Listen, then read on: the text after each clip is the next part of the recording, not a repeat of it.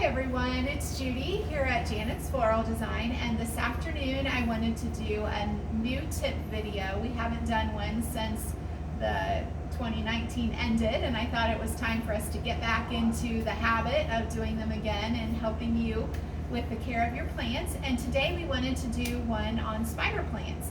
And I have a couple really nice ones in front of me. One is off here to the left, and you can see that there are some babies that have started on this plant. And then the one on my right, which you can see all the babies hanging down, this one is just loaded with babies. And when you give a spider plant the right light and the right amount of water, lots of babies is what you're going to get. So we wanted to talk about that a little bit. So spider plants need a medium light. They don't have to have a really bright window, but they need to have a decent window. So an east window or a north window are great. Or if you're in an office and you have fluorescent lighting that stays on most of the time, spider plants will do well in that environment. We do not have the best light here in this building. It's mostly fluorescent and our windows face north. So we don't get a lot of natural light, but you can see that the plants are doing well in here. And so as long as they're getting good light, they'll grow really well. And then the next thing is watering, and spider plants like to have an evenly moist soil. So the best way to tell if they're dry or need water is to just put your hand in there and pull out a little bit of soil, or even your finger. This one is pretty easy to tell. Gavin's coming and you can see how dry that soil is. So it is definitely time to give it a good drink. And the easiest way to water a hanging spider plant, I think, is to just pull it over to the sink or the bathtub, give it a good drink, and then hang it back up.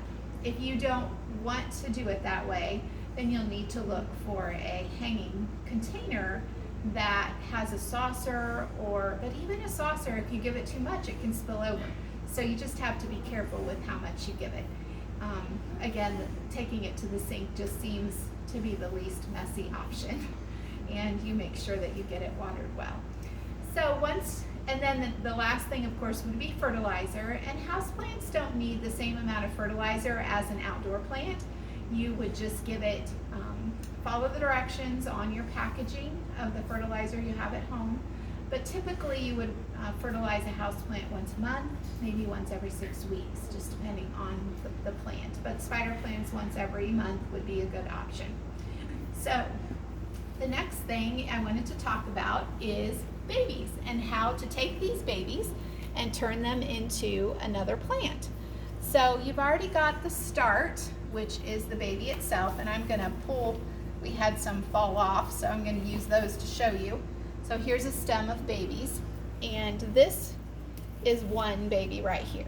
So if you wanted to take this and make a start out of it, you would take this long stem off, which just leaves you the plant, and then this down here, these little nodules are where the roots are going to start to grow from. And so you would take it, and I've already put some loose fluffy soil in this little container, and you just nestle it right in there, and then you'll water it. Obviously that soil was dry, so it's going to need watered, and put it in good light, and before you know it, those babies are going to start making roots and you'll have a plant.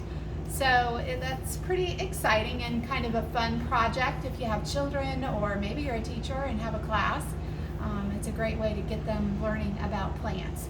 You do want to use loose, fluffy soil, because that is the best environment for roots to take hold. If you use a dense soil, then it's a little harder for those roots to get established and grow. So fertilizer right now for these is not really necessary because they don't have any roots. Give them good moisture. Once you start to get roots going, then you can fertilize. The one other thing I want to mention about fertilizer is if the soil is dry like this, you do not want to fertilize. If you do, you'll burn the plant and you'll burn the roots. So you want to make sure when you fertilize that there's still some moisture left in that soil. Not really wet, but still some moisture. So I hope that helps. The one thing I wanted to mention is we will be giving away little babies of the spider plant this the next 2 Saturdays. And for every $20 purchase, we will give you a free baby to start a spider plant on your own. So we hope to see you out for that and just see you in general. Thanks so much for tuning in. Bye.